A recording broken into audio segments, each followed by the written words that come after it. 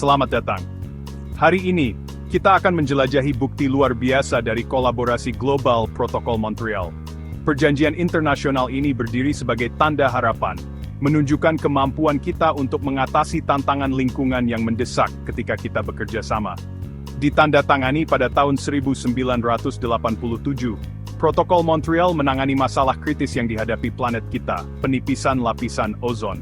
Lapisan ini, yang berada tinggi di stratosfer, bertindak sebagai perisai, melindungi kehidupan di bumi dari radiasi ultraviolet matahari yang berbahaya.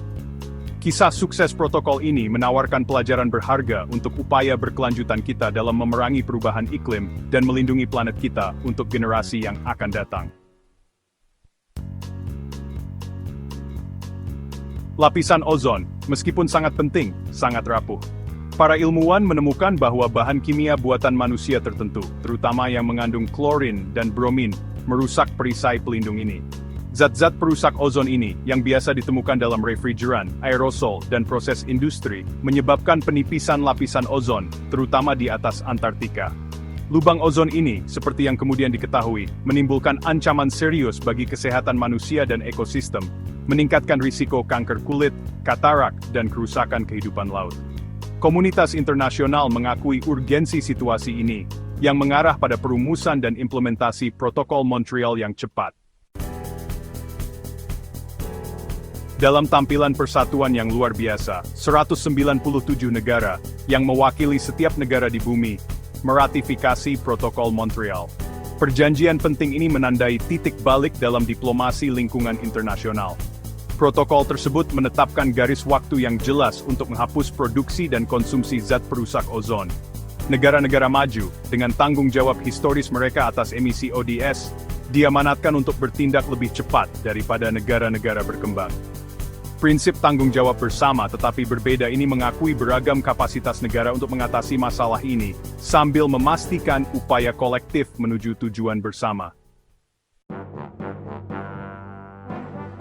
Menyadari tantangan ekonomi yang dihadapi negara-negara berkembang dalam menghapus zat perusak ozon, Protokol Montreal membentuk dana multilateral. Mekanisme ini memberikan bantuan keuangan dan teknis kepada negara-negara berkembang, memungkinkan mereka untuk memenuhi komitmen mereka berdasarkan perjanjian tersebut. Negara-negara maju, termasuk negara-negara seperti Australia, memberikan kontribusi yang signifikan terhadap dana tersebut. Menunjukkan komitmen mereka untuk mendukung transisi global ke teknologi ramah ozon. Pendekatan kolaboratif ini terbukti berperan penting dalam memastikan keberhasilan protokol yang tersebar luas. Bagian kelima, sebuah kisah sukses, dampak Protokol Montreal pada konsumsi ODS. Dampak Protokol Montreal sungguh luar biasa. Konsumsi zat perusak ozon global telah berkurang lebih dari 99% sejak perjanjian tersebut mulai berlaku. Zat-zat berbahaya seperti klorofluorokarbon dan halon, yang dulunya banyak digunakan di berbagai industri, telah hampir dihilangkan. Pengurangan dramatis ini telah memungkinkan lapisan ozon untuk memulai pemulihannya yang lambat tetapi stabil. Para ilmuwan memperkirakan bahwa lapisan ozon akan kembali ke tingkat sebelum tahun 1980-an pada pertengahan abad ini, sebuah bukti kekuatan aksi kolektif. Bagian keenam, belajar dari masa lalu, membandingkan Montreal dengan Perjanjian Paris. Keberhasilan Protokol Montreal memberikan wawasan berharga untuk perjanjian lingkungan global lainnya, seperti Perjanjian Paris tentang perubahan iklim. Kedua perjanjian tersebut membahas tantangan lingkungan kritis yang membutuhkan kerjasama internasional.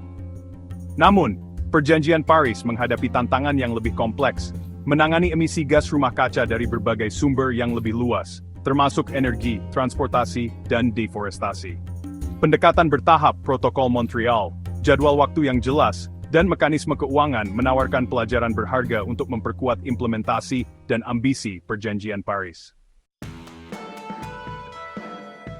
Bagian ketujuh, tantangan dan peluang, memastikan keberhasilan protokol yang berkelanjutan. Terlepas dari keberhasilannya, Protokol Montreal menghadapi tantangan yang sedang berlangsung. Perdagangan ilegal zat perusak ozon, sumber daya yang terbatas di beberapa negara berkembang, dan munculnya zat perusak ozon baru, memerlukan kewaspadaan yang berkelanjutan. Namun, Tantangan ini juga menghadirkan peluang untuk kerjasama internasional lebih lanjut. Penguatan mekanisme pemantauan dan penegakan hukum, dukungan negara-negara berkembang dalam transi mereka ke teknologi ramah ozon, dan mendorong penelitian dan pengembangan alternatif yang berkelanjutan, sangat penting untuk memastikan keberhasilan protokol dalam jangka panjang. Bagian ke-8, warisan kolaborasi, menuju masa depan yang berkelanjutan. Protokol Montreal berdiri sebagai suara harapan dan bukti kekuatan kolaborasi internasional. Dengan bersatu, negara-negara berhasil mengatasi krisis lingkungan global, menunjukkan kapasitas kita untuk melindungi planet kita untuk generasi sekarang dan yang akan datang. Saat kita menghadapi tantangan perubahan iklim dan ancaman lingkungan lainnya, warisan Protokol Montreal berfungsi sebagai pengingat yang kuat bahwa tindakan kolektif yang dipandu oleh sains dan komitmen bersama dapat mengarah pada masa depan yang lebih berkelanjutan dan sejahtera untuk semua.